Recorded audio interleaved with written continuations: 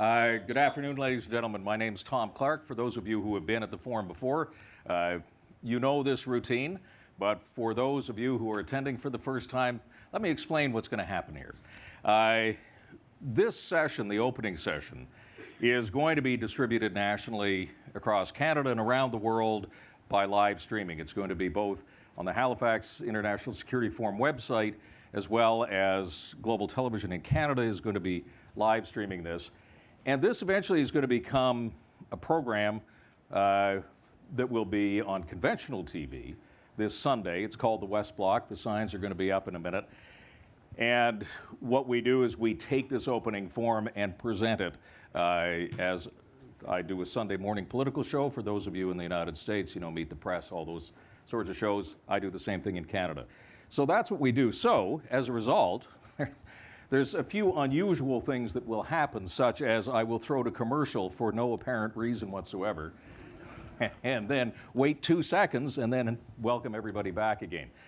So there's a little bit of showbiz that goes on with this, but it is a way that we can take this discussion, give it to a larger audience across the country, across the continent, around the world, which I think is very important to do. We've done this in the past. We've had great success doing it. So here's what's going to happen. My panel is going to come out in a second. I am going to start the show by looking at a camera over there, and this is sort of taking you behind the velvet rope of, was it Van Clausewitz? Senator, you might know this better than I do, but he said, you know, the one thing you never want to see is how to make a sausage or how to do politics. I'd add in there, making television is the third element of things you never want to see. But you are going to see a little bit of it. You said laws and sausage. That's right. Okay. It's always actually a pleasure to be corrected by Senator McCain. And as soon as I get my marching orders from the people who are at a much higher pay grade than I am, we will get this started. So I thank you for your indulgence. The other thing I want to say is this, that I am going to be asking you guys to participate in this conversation. It's not just going to be panel-based. If you want to say something, please, by all means, raise your hand. I'll come over. I'll talk to you. I do ask for one thing, though, because we do have some time constraints here, and we do want to get in as many comments, points of view as we can. Could you please restrict your comments to no more than 30 seconds? My rule of thumb is this: if I don't hear the beginning of the formation of a question within the first 20 seconds, we move on. You'll think the less of me for doing it. If you're the person speaking, if you're the people listening, you'll think I'm a hero. So I will have to enforce that time element. And I think, so I'm not turning my back to my esteemed audience here, as soon as I get the sign, we'll be ready to go.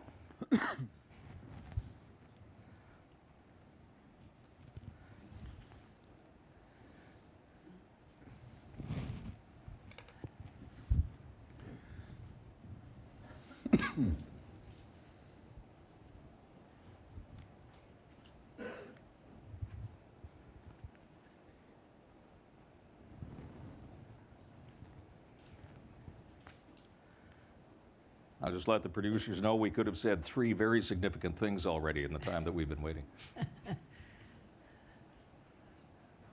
We're ready to go. Okay, and again, thank you for your indulgence, and I think you'll enjoy doing this.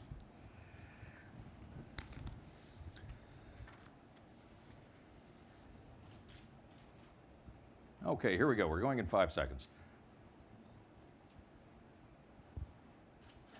Welcome to this very special edition of the West Block. I'm Tom Clark, and this is the Halifax International Security Forum. People are here from 70 countries around the world, all sharing the same concern, and that is the future of democracy, peace, and war in what appears to be a changing environment. Now, this discussion happens just 2 weeks after the election of Donald Trump. In fact, this is the first major forum to be held since that seismic event in the United States. And there are a lot of questions on the table. The future of international security alliances, the future of trade, the future of human migration, and of course, as always, the future of what happens in the Middle East. So much to talk about, so let's get going. And let me start off by introducing my panel. First of all, Canada's Minister of National Defence, Harjit Sajjan, and Ambassador Paula Dobriansky. You are the Senior Fellow of the Future of Diplomacy Project at Harvard University. You also served in the Reagan White House and were the, if I get this right, the Deputy Undersecretary of State for Global Affairs. Did I get that right? Undersecretary. Undersecretary. Somebody else was the deputy. The person who worked for you was the deputy.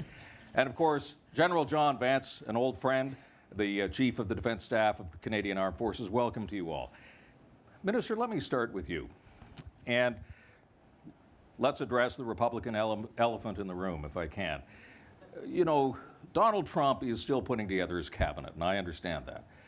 And yet, over the past couple of weeks, he said a number of things, not the least of which are NATO is obsolete.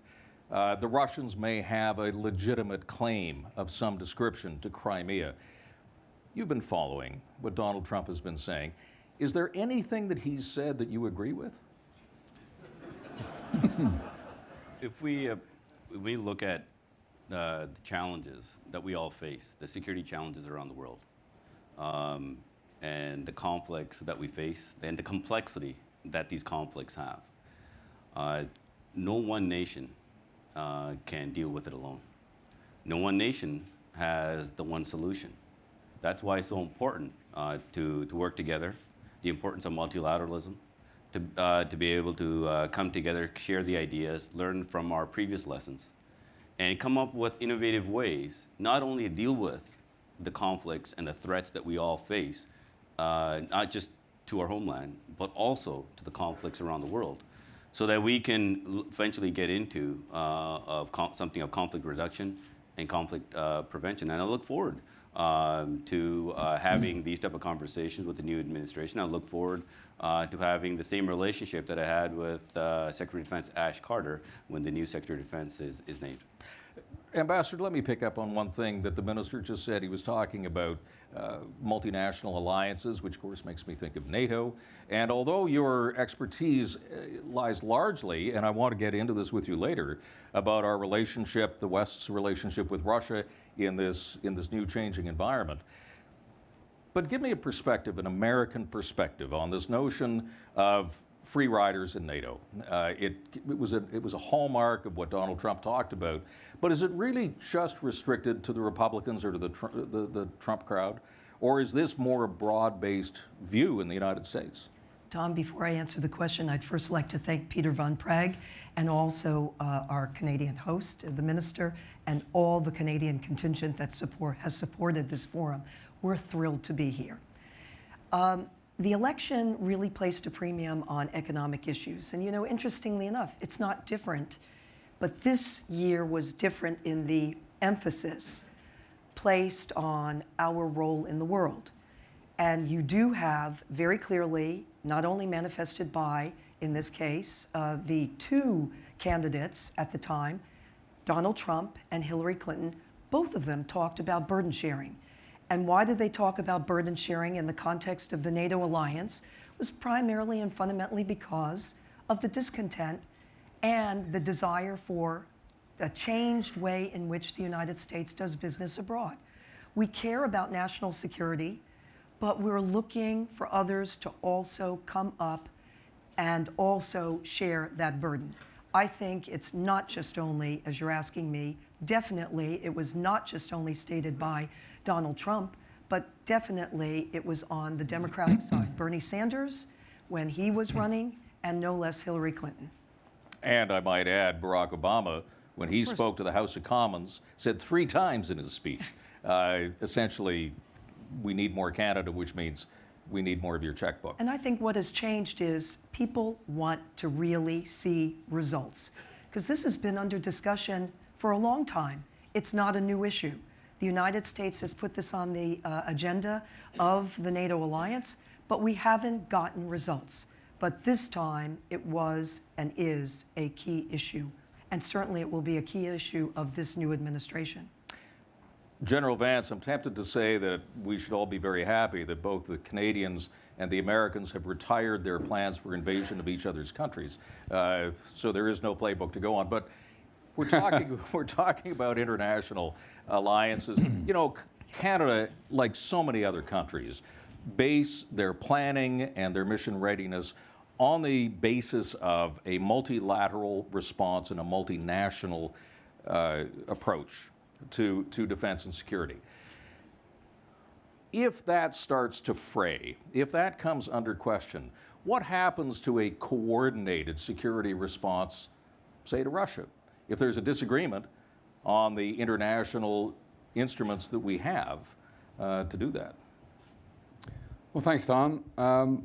I think that the advent of multilateral military operations and alliances in many forms, most recently coalitions of the willing, are largely a function of necessity.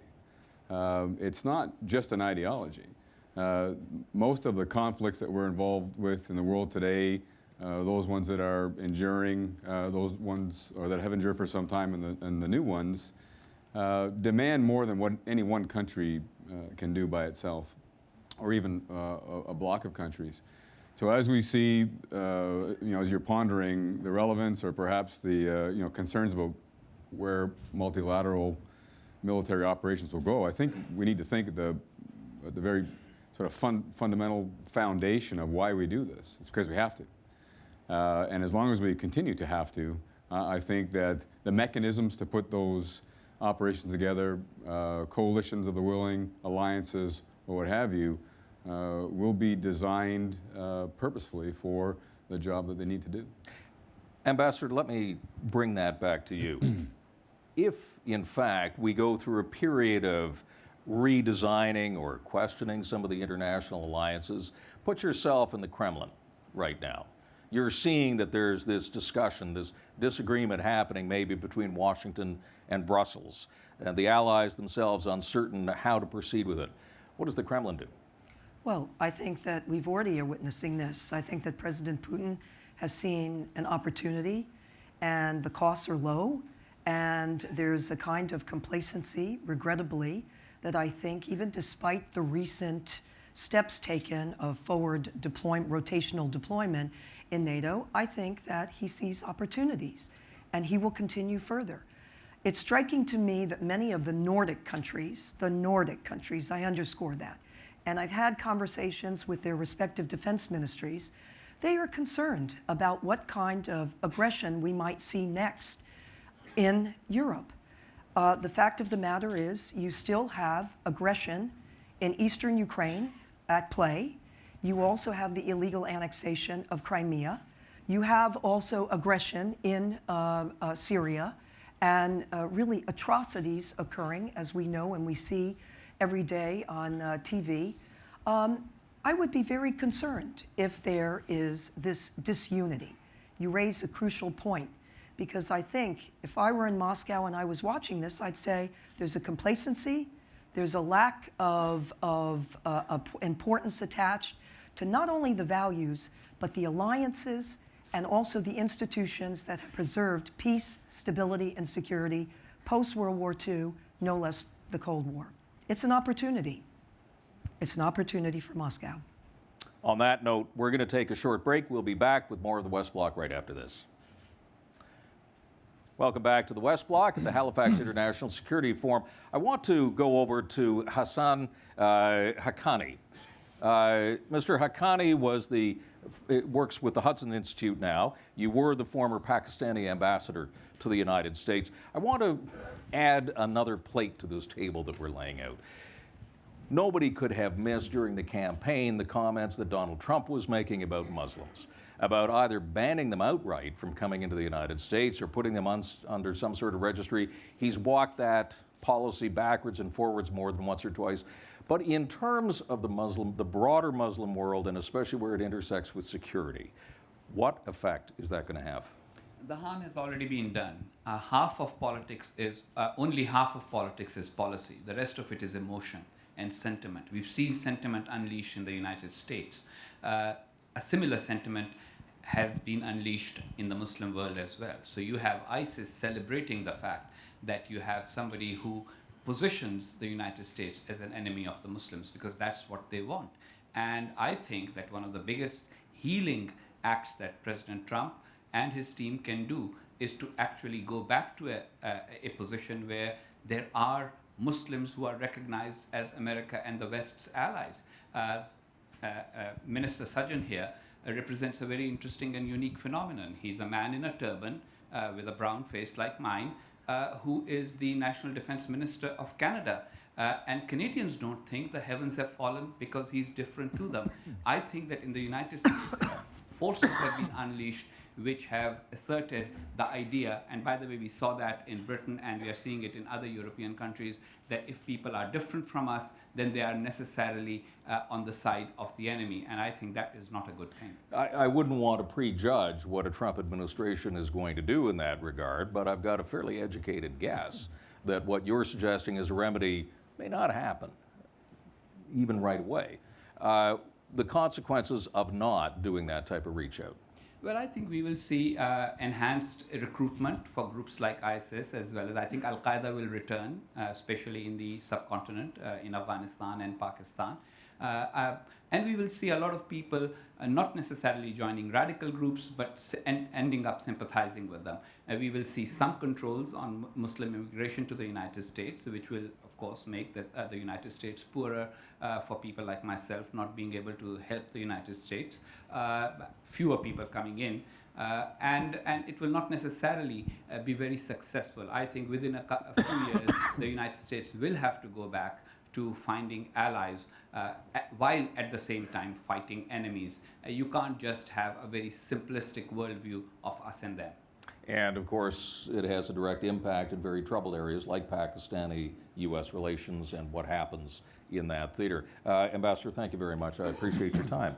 I would like to ask anybody else who might want to join this discussion, just raise your hand. I'm happy to come over and talk to you. Particularly, I want to talk about the future of not only what we were talking about in terms of European relations between the West and Russia, not only the Muslim situation, but Ambassador, let me tap you on this. The whole idea, we've left out one big region, and of course that's Asia Pacific. And so fill in the picture, if you can, of what this, let's call it instability for right now, means for that part of the world. Well, let me make the connection. You know, when we look at the aggression of Russia and you look at the issue of their aggression in Ukraine, far too often we're looking at it in a very isolated way. It's like, well, it's just on Europe. And that's you know, it's happening and playing out in Europe. It was striking to me at the very time when there was the aggression in eastern Ukraine and the illegal annexation of Crimea. There were a lot of reports out in Asia, in Japan and in Korea, about what was going on. And the reason why was because there was an abrogation of the Budapest Memorandum. We forget Ukraine gave up its nuclear weapons in return for the protection of their territorial integrity and sovereignty. And there was an expectation of accountability here. Well, the articles out in Asia were playing out. What will that mean for us in terms of extended nuclear deterrence? Can we count on our alliances? Can we count on our friends? So it's not just a regional issue. It has global ramifications, and it's one that we should be very, very concerned about. And as I said, the challenge, you asked the question, what would I do if I were sitting in Moscow there? It's an opportunity.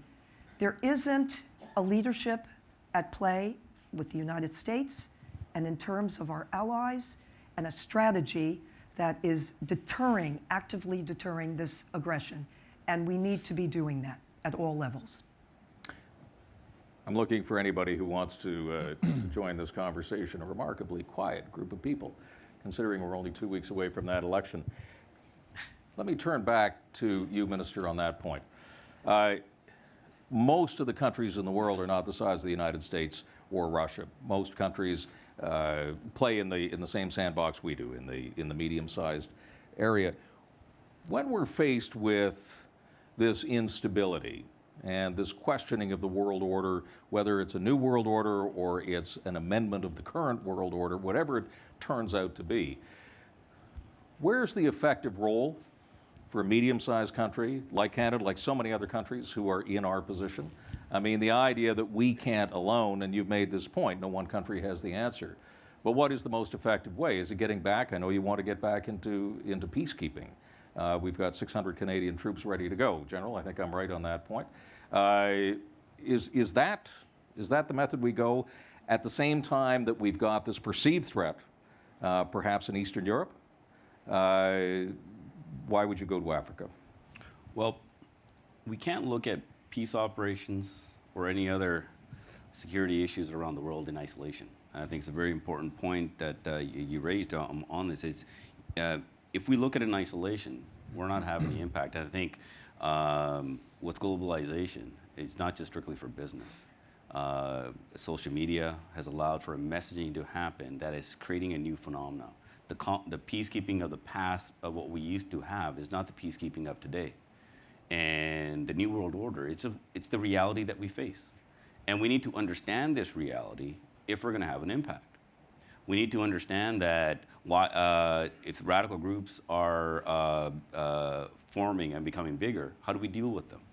And if we don't answer the question why they're forming, we're not going to be able to deal with them. You can keep fighting a threat, but if you don't slow down the recruitment to those organizations, it'll be forever. So if you look at let's look at Iraq right now. And even if we don't answer the question, we can get into the details of how Daesh became so big. We know that there's displacement happening into Africa. It's emboldening groups like Boko Haram, Al-Shabaab, Abu Sayyaf in the Asia Pacific. So we need to be mindful, even our actions in Iraq are also connected to what we do in Africa. So peace operations are not done in isolation. We need to connect it into the New World Order, per se. We need to look at peace operations of reducing the youth that are going into these organizations, so that it doesn't empower some of those radical groups and the recruitment into groups like Daesh or Al-Qaeda. And look at the migrant crisis that's coming from there. It's impacting Europe. And that's having a greater impact on the security as we look at Russian aggression in Eastern Europe. So everything is interconnected. So we cannot also look at each problem in isolation. So we need to be able to work together. And a lot of work that has been done at the minister's level. I know the Chad's General Vance gets together with his counterparts as well, so that we can have a comprehensive approach of how we're doing, where do we need to go. So a lot of work that has been done and needs to be done still on how to interconnect a lot of our efforts. And we cannot look peace operations as an isolation. It's part of the bigger solution as well. General, let me get you in on this, because you and I were talking just a few days ago about the difficulty for all armed forces, that the nature of warfare, for exactly the reasons the minister was talking about, has become complicated, and it's become dangerous, far more dangerous than perhaps what it used to be. What I'm interested in, though, as we are going over this landscape of a change in the world order, we have to sort of resell the idea, it seems to me, to the skeptical or to those who feel that there's a better, different way of doing things. So sell me on the idea of sending 600 Canadians somewhere in Africa. Yep, well, I don't have to sell you on that because my minister's going to do that. In fact, I can. One of the things that's happened over the sort of recent sweep of history is we've gone from a conventional deterrence posture to an accelerated, more challenging,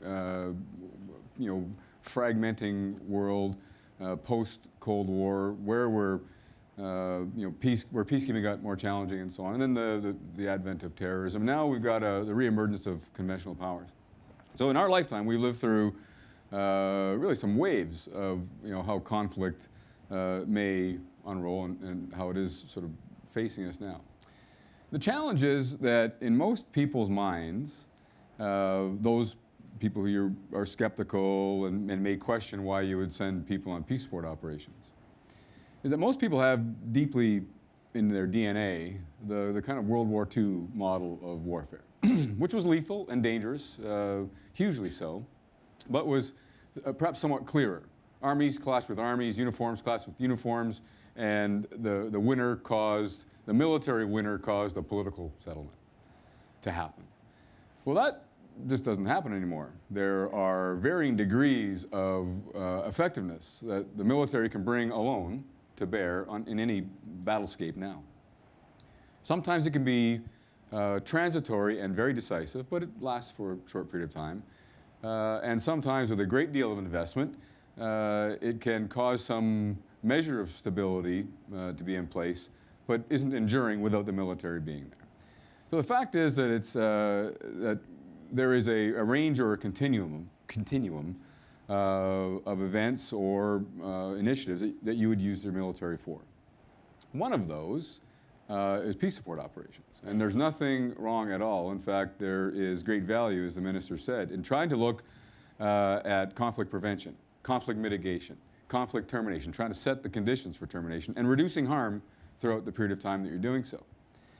Those skeptics, wondering why you would send the military on a peace support mission, are skeptical because they haven't really seen a great number of examples of military success that caused very decisive, positive change in a long time.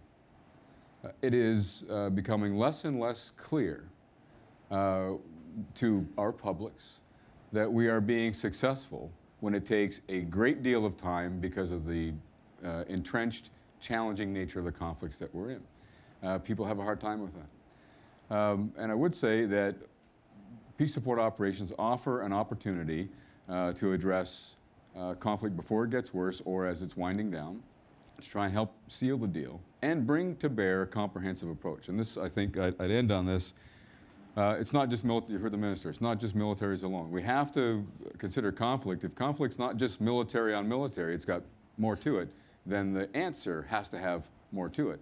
And the challenge for us often is the military is dispatched to try and achieve, at least in the public's mind, far more than a military force alone can achieve. So it takes a comprehensive approach, looking at economics, the politics, the social fabric issues of why something has gone wrong.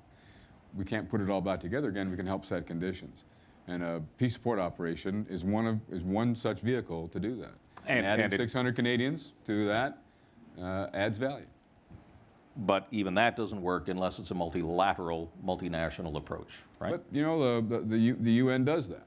I mean, Hervé Latsus is here. The UN does that, and the UN of today is seeking to improve its performance in bringing to bear multiple instruments of power into a mission area, along with the military, to try and set conditions. So it's a good investment. I would say that we need to consider strongly, all of us, investment in the conflict prevention. It's hard to do. It's hard to respond to something that hasn't happened yet.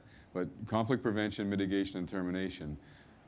If we're always chasing the problem after it's materialized, it's hard. It's going to continue to get harder, and we won't feel that sense of success, which continues the skepticism. May I add to this? Please do. I think that the military component of you described as preventive action and mitigation, I think, is crucial. But let me also add to that mix the political side. I mentioned leadership. And when I look back on the debates that have ensued over these past years in the United States, one of the big issues has been the role of the United States abroad. I personally come down on the side that the United States must lead.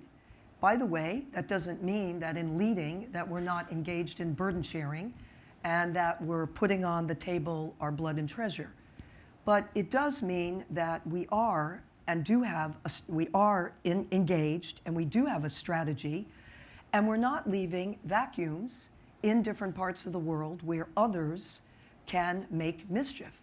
Just as I mentioned our friends who were looking at what was happening in Ukraine, so were our foes.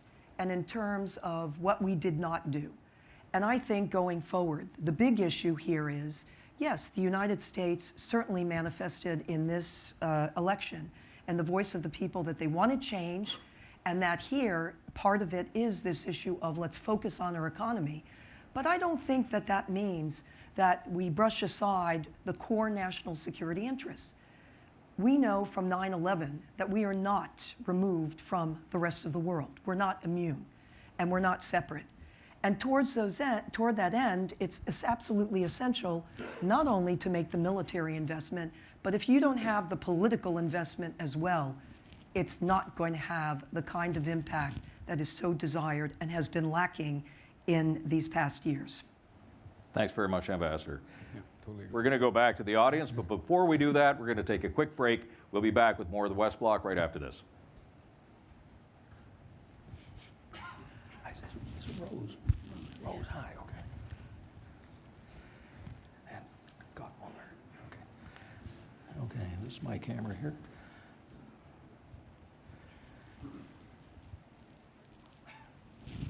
Welcome back to the West Block, coming from the Halifax International Security Forum.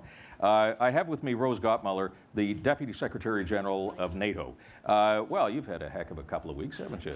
We have. Listen, let me ask you very simply. Is NATO obsolete, like the President-elect says? Well, actually, Sajjan, Jens Stoltenberg and President-elect Trump had a great conversation today, and they talked about the future of the NATO alliance and the future of the relationship between the United States and NATO. And both agreed that that we have work to do in the NATO alliance, just as our panelists have been talking about the necessity of burden sharing being spread across the alliance, but that we also have important missions going forward. I wanted to get in on your discussion a moment ago of the role of peacekeeping. NATO focuses actually on two important missions now. One is deterrence and defense, as we are now bringing our forces to bear to counter aggressive Russian action in Eastern Europe, in Ukraine, but also it focuses on projecting stability. And projecting stability has an important role in that it ensures that in the future we prevent terrorist threats from coming not only to Europe, but also to Canada and to the United States as well. So going forward, it's part of NATO's DNA to look at both of those kinds of threats, the immediate necessity of deterrence and defense, and also the necessity of tackling security problems that may dog us in the future. Well, let me throw at you, though, the comment that the ambassador made, and it's simply this, that the Kremlin is watching our response to things. So it's watching what we did in Ukraine or what we didn't do in Ukraine. It's watching what we're doing in Eastern Europe. Particularly right now, it is monitoring very closely the comments of the incoming administration and what it may do to NATO. Is this questioning that's going on now materially hurting the alliance? I think it's driving the alliance closer together. What I see in Brussels, and I've only been on this job 5 weeks, so I'm a newbie in this job, but what I see is that it is driving the alliance closer together and really making countries focus on this necessity of further expenditure on defense. I can't say we've completely reversed the trend, but this year, for the first time in a long time, we're going to have a 3% increase in defense spending across all the countries of the alliance. Some countries haven't stepped up to that 2% requirement of GDP that's really deep in NATO's policy documents. But nevertheless, across the alliance, we've got a 3% increase, and that's a good step in the right direction. You wouldn't necessarily disagree with the idea, though, that many countries who are paying maybe 1% of GDP should actually pull out the checkbook and write it up, right? Correct. People have to pull up their socks in many capitals. I don't dispute that at all, but I think people have gotten the message as well. Thank you very much. I appreciate it. There was somebody else who wanted to speak back here. Does somebody have their hand up? Let me walk back here if I can. If you could just step out, that's great. And you could introduce yourself? Yes, Mark Fitzpatrick from the International Institute for Strategic Studies in Washington. One of the most effective commercials during the American election was the one in which Canadians from various walks of life said, "America, you're great. America, you're great." Maybe time for another such commercial. But the question is to our hosts, how would they advise the president-elect to lead the free world in the months and year ahead? Thank you very much. And I must say, full disclosure here, I'm a Canadian. I don't know how I feel about Donald Trump being the leader of the free world. That maybe that just goes with the job. But Minister, do you want to take on that question? I look forward to having a conversation with the new administration, not with the campaign team. And we have Canada-U.S. relationship has been extremely strong. When I was asked the question, when we new government, it was last year when I came here, and I was asking about what are our intentions in Iraq, are we going to be pulling out? And my answer was, I don't see Canada-U.S. relationships just strictly from a bilateral sense. I look at it from my time on the battlefield.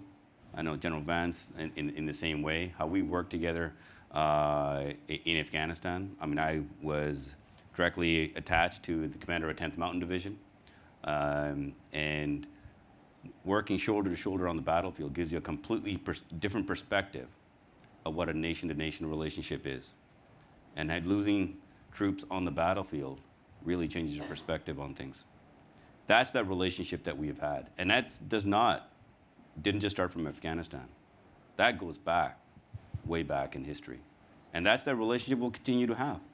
And because our mutual interests, our mutual security interests as well, and I've always said, no one nation has all the solutions, and no one nation has all the resources, especially at a time when we have so many conflicts in the world. We need to have new solutions of conflict reductions, because if we don't, all our nations combined will run out of resources. So that's why it's important for us to be able to work together. So no new money for a commercial that says, "We love you," which is, I think, what that question was. I'm going to go back up here. Yes, sir, if you could just step out here for a bit. Hi, if you could introduce yourself. François Heisbourg from France and chairman of the International Institute for Strategic Studies. And I'd like to ask a question to the minister here. Canada lives cheek to jowl with the United States. You live cheek to jowl with the elephant outside of the room and inside of the room. What advice would you give to the Europeans and other allies in how we should approach a new American administration, particularly one which is now led by a person who has no previous political experience? I mean, you've had to deal as Canadians with a broad range of American presidents, not always easily, and your experience is probably greater than ours. So what is your advice? I might just say probably it was easier on the battlefield of Afghanistan than trying to deal with this question. As much as that gets a chuckle, I can assure you it is not. The complexity on the battlefield, it is extremely difficult. But I've also said, I mean, I've been in politics only for recently, and I've been to the Oval Office once, and I look forward to going again. And I think when we look at relationship with the U.S., it's not just Canada that has a very close history and ties. It's our European allies as well. And again, just to be able to go back into history when we have challenges of conflict that overwhelm our nations, it's only when we come together that we can deal with these challenges. And the realities of today, that it is so important for us to be able to work together. And these are the type of conversations that I look forward to having, because some of the lessons that we have learned shows this. We've got somebody else. Thanks. Heather Hurlbert from New America. I'd like to continue this advice theme and ask each of you to offer your advice to the current administration. What would you like to see in its last 60 days, specifically in relationship to Russia and NATO? And since I know better than to think that our Canadian colleagues will answer that question, what are you going to be asking Rose and NATO to do to deal with the question of perception about Russia that you raised? I'll sneak in another one on conflict prevention, which is a colleague at New America has written today calling for the introduction of UN peacekeeping into South Sudan. And I'm wondering what Canada, given your full-throated endorsement of more Canadian peacekeeping, I wonder what Canada's attitude toward that will be. Okay, let's unpack that. Ambassador, why don't we start with you on that very first question, and that is the advice that you would give. Well, one of the things that I had wished that this administration had done And when I look at the congressional delegation over here, bipartisan, it's one of the acts that our Congress agreed on is to provide lethal military assistance, Republicans and Democrats, to Ukraine. Ukraine had requested such assistance to defend itself. And regrettably, the executive branch did not support that in the way in which it had been advanced by the legislative branch. So in the remaining days, I think that would be a strong signal as to the importance that we do attach to deterring that aggression and the importance we attach to what had happened there. I might just add one footnote on the issue about the advice. It's interesting to me that the former NATO Secretary Generals just wrote a letter to President-elect Trump, and they said, do not have any kind of deal undertaken with the Russians that will undermine our collective defense and national security, and don't use Ukraine as a bargaining chip. I think that was also an important message for the incoming administration. And would it be safe to assume, General and Minister, that you would prefer not to give advice to the Oval Office at this point? Yes. Exactly. General, I assume you agree with your minister. Of course. Yes, sir. Yes, sir, go ahead. Hi, I'm Michael Paterki. I'm the former spokesperson for the OSCE Special Monitoring Mission to Ukraine. A quick question. My former colleagues have been observing a record number of explosions in eastern Ukraine. The Minsk agreements do not seem to be working. Most diplomatic levers seem to have been pulled already.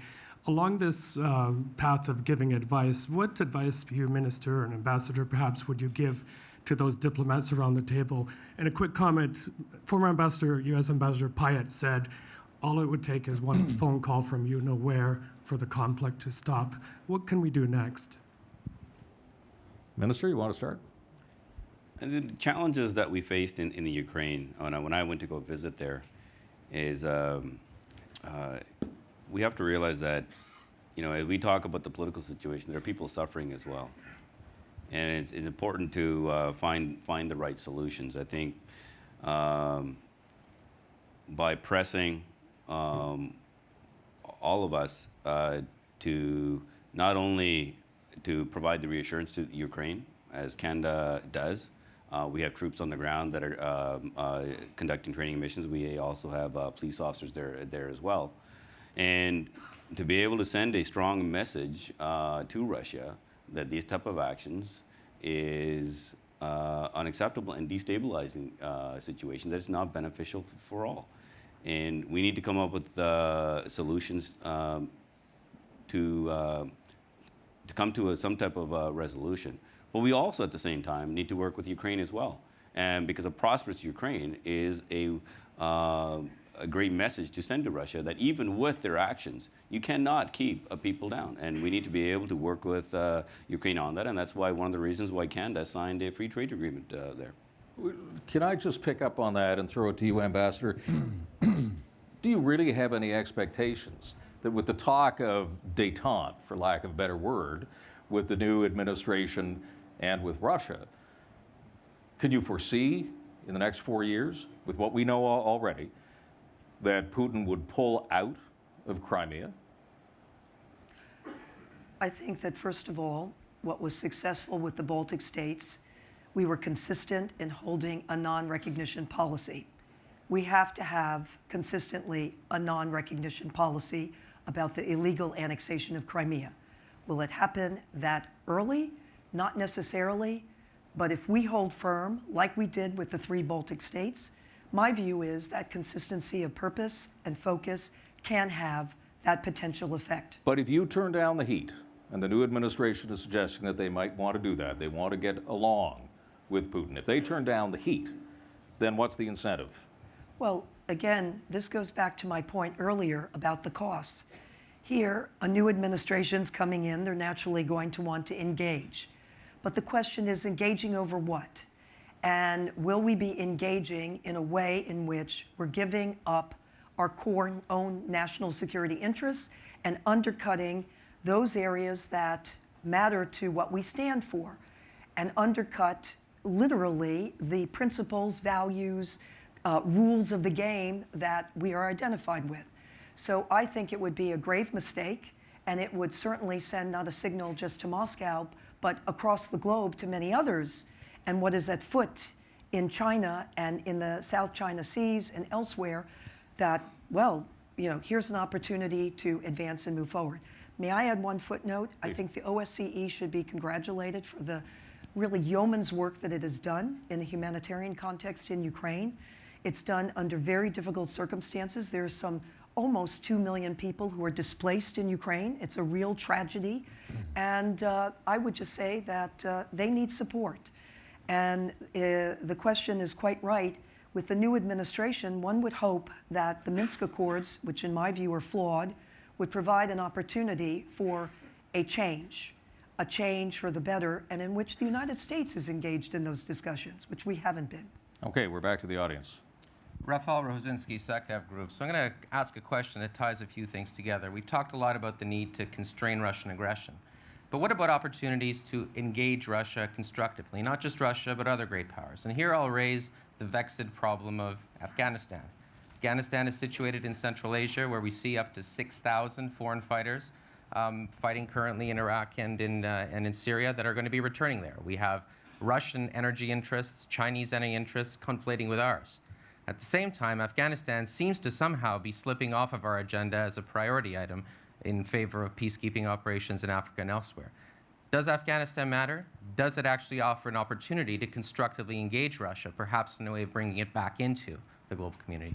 Let me throw that to General Vance. With your experience in Afghanistan on the ground, you've got a pure thought on this.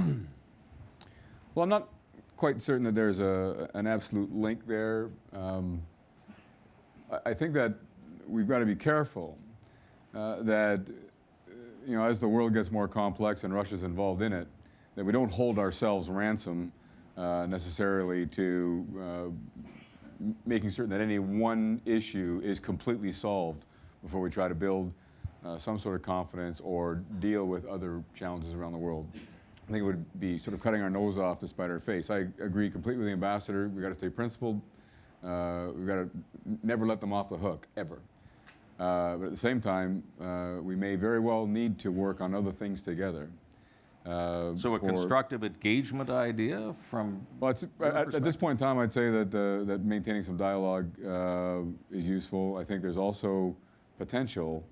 If you look at the catastrophe that's going on in Syria right now, where there is really no political solution in place, there's no big idea in place, a lot of actors, a lot of state actors involved and non-state actors. We can admire that problem for a long, long time and wring our hands, which we may have to do. But at some point, I would imagine the global community will demand some action. And I think that action would probably best be done, certainly if there's a military component to it, with an element of collaboration. Tom, as you're going up there, may I just add in the mix? Yeah. The gentleman focused on Afghanistan, but one of the areas, especially because we're here in Canada, that I would pick out, even with its challenges, is the Arctic. Why the Arctic? Because, for example, the United States only has one cutter, and there are issues of search and rescue. And it's a harsh environment, and it's one in which there has to be some collaboration. We have challenges with Russia over the Arctic, as all of us know, but I think that's an area where we need to also look at those areas where, in a humanitarian context and by necessity, we should be looking for engagement. And that would be through such organizations as the Arctic Council. Yeah. Yes, ma'am. Hi, Heather Roth. I'm at, sorry. We need to do that. I'm sorry. It's all right. So Heather Roth, Oxford and Arizona State University. So my question is not necessarily geographic specific, but going back to kind of defense strategies. So in the past, say, 4 years, we've had Secretary Ash Carter and Bob Work looking to modernize our military through the third offset strategy and really engaging with new military technologies to offset Russia and any other near-peer competitors. Now that we see Trump coming into power, I'm wondering what you guys think is going to happen with the third offset and all of the military money that's going through the DoD at the moment to fight the near-peer, when that may start to kind of no longer be the case of adversarial relations. Thank you. I'm not going to talk about I can't answer about what the U.S. is going to do in terms of their resources. But in terms of for us, it's a good opportunity for us to talk about our defense policy review, which we launched at the beginning of this year. We went through a very thorough consultative process, not only in Canada, but with our allies as well, to look at what the Canadian Armed Forces is going to look like for up to 10 to 20 years from now.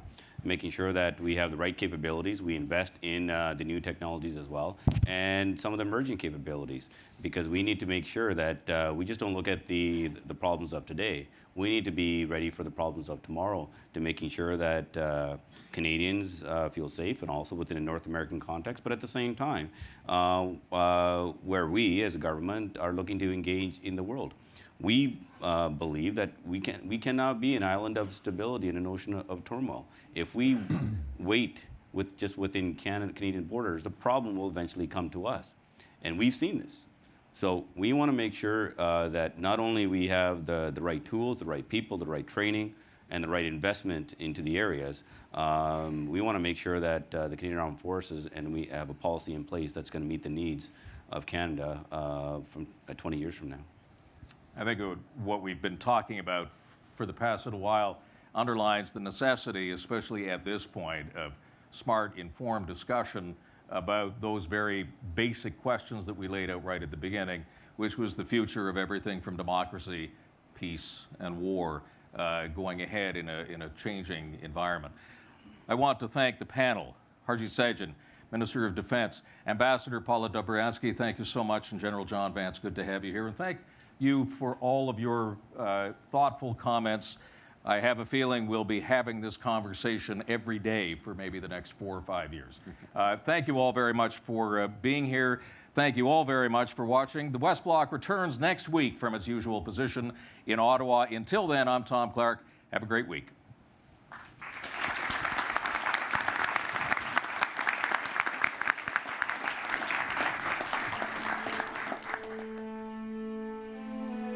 Please join us for coffee and exhibits in the foyer. The program will resume promptly.